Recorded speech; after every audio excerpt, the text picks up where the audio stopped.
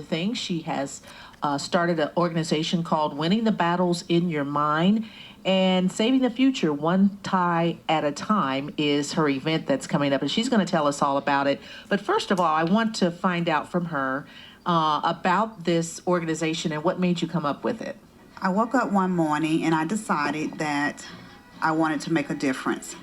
And then after praying about it, it was like God placed a vision. So I'm actually just a servant that he's using to do this organization. This organization is a motivational organization, and I'm using it to motivate women, children, and to motivate anyone who's open and receptive to making a difference in their lives.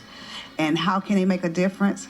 Is by winning the battles in their mind, and it starts within ourselves. That is a very important name for an organization, because so many people have ideas, or they have goals that they would like to reach, or pinnacles that they're trying to get to, but something in their mind tells them, I don't think I can do it. Or for some reason they may retreat and not even follow through with what their initial response was. And it sounds like to me that you may have been at that point, but then you stepped above that ladder and said, I can do this, and I'm going to try it. What was one of the motivating factors for you for winning the battles in your mind? One of my motivating factors was losing my father to cancer. When I walked in the room and the doctor told me that my father had cancer, I was determined that whatever could be done would be done at that point in time. So once my dad was treated, and then he actually eventually died in 2006, I figured that even though that my dad died, that I could help others. And again, not just with cancer, but I could help others with making a difference in their lives. And I couldn't do that just sitting in my house saying, well, I'm thinking about doing this. Because you're right, at first it was a hobby. And I would do something and then I would stop. But then in April 2008, I had 2 women to approach me and say that you have really changed my life. And I was like, how? And they said, we're following you on Facebook, and your inspiration daily is just awesome. Both women said they had recently gone through a divorce. One had lost her father, and she felt that winning the battles in your mind had been created personally for her. So once I got those 2 reports, I started going full speed ahead and making a difference in lives that I could touch. And, you know, a lot of this has to do with your background, too. You are connected with the medical field, so you see and hear a lot of stories, I'm sure. And part of that has probably helped you inspire people and also to move forward with your events. You're right. I've been in the medical field for 27 years as a coder, and I have seen a lot of stories because I have worked with children on the Children Cardiac Transplant 4. I have worked in oncology. I've worked in pain management presently, and I see normal people just like us day to day. They're laughing. They're going through life normal like we are, as normal as can be. And then on any given time, they get a report that changed their life forever. So that is, again, was my personal experience of I can no longer turn my back to people who are out there, especially since I work in the field. I know the financial costs of things. So I would like to make a difference and help raise money so that can offset some of those costs for these families. Running a nonprofit, I know, is not easy because you are pretty much depending on people to donate or to hear about your mission and give in one way or another. You've had your organization now going on 5 years. You said 2008, and we're about to near 2013. Each year, how have you seen it grow? I have seen it grow because people have been placed in my life, like you said, that are willing to give, and also people who've been placed in my life because they feel that they're passionate about the cause of what I'm doing. So when I initially started by working an additional job to be able to have the funds to go ahead and go forward with winning the battles in your mind. And then I just started praying, Tina, and I just started asking God to place me in the lives of people who are passionate, whose minds are open to making a difference in people's lives. And that has happened even just this year with this event.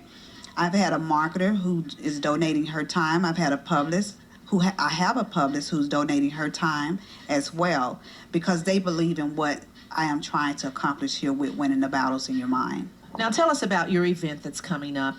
It's coming up in the spring, but We are talking about it now because it's rather a big undertaking, and you are in need of people to participate, and they have to be trained in some form, and also they have some other things that are included in this event that will take some time to get it all on board. So tell us about it. We are hosting a black tie gala Saturday, April the 27th, 2013 at the Cobb Galleria. We are having entertainment, and we are having a fashion show. And the highlight of this event is the fashion show will consist of children between the ages of 5 and 18. They would actually be the models. They are children who are cancer survivors or who are in remission. And you're right, the reason we're starting so early is because we're seeking children at this time who will be able to come out and model in this event. We want to show parents, and we want to show the public, for those who are actually going through cancer at this time with their children, what the outcome could possibly be. Their child could be survivors, their child could be in remission, and they could continue to go on and try to live as much of a normal life as possible. So we want to get this event out. We need people to donate because the money is being donated to the families with children with cancer. And at this time where we're thinking about Christmas and buying gifts for our children or our grandchildren, these parents are thinking where will they get their next dollar for the treatment or be able to pay their monthly bills because they have depleted their savings based on what they have to pay with their portion if they have insurance or if they don't have insurance. So we definitely want to get the word out. We want people to make a tax-deductible donation. We want people to buy a ticket and come out and put on their evening gowns and tuxedos and enjoy while they make a difference. We're speaking of that because we are hoping that the people listening will at some point decide, what can I do for the holidays for someone else? There's so many people out here in need, not just at the holiday time, but all the time. Where can people reach you if they are interested in donating their time? Maybe they have someone out here who has been a cancer survivor who would love to be in the show. They can contact me by telephone, 770-309-3655, or they can contact me via email, which is winningthebattles@gmail.com, or they can always find me on Facebook, www.facebook.com/winningthebattles. Now, you are seeking children between the ages of 5 and 13 right now. You have some, or you are still in need of some? We are still in need of children between the ages of 5 and 18. We actually have 2 children at this time who are actually going through chemo treatments, but they're still active in their lives. The chemo treatment hasn't made them so sick to where they're not able to go and still attend school or attend to their day-to-day functions.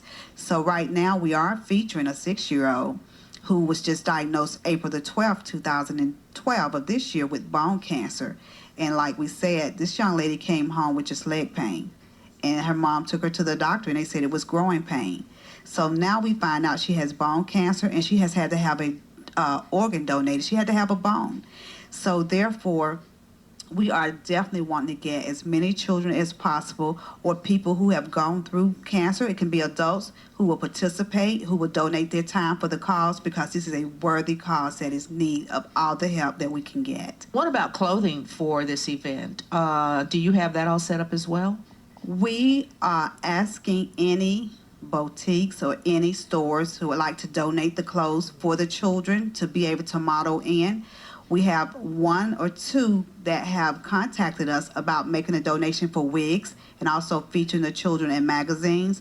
But at this time, we do need someone to come forth who are willing to donate clothing items for the children to model in on that night of the event. Now, is this the first year that you've had an event of this magnitude? I know you've had other fundraisers, but this is kind of a big step, and a very nice one at that. Because a lot of times people who aren't close to those who may be going through this don't really know the seriousness and the heartbreak of trying to deal with not only the pain of a child sick, but the cost of it. Yes, this is our first event of this magnitude, and it's not the end of it.